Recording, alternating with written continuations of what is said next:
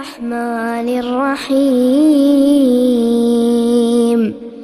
الأخلاء يومئذ بعضهم لبعض عدو إلا المتقين. يا عباد لا خوف عليكم اليوم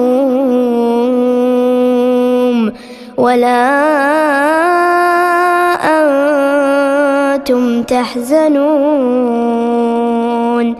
الذين آمنوا بآياتنا وكانوا مسلمين ادخلوا الجنة أنتم وأزواجكم تحبرون.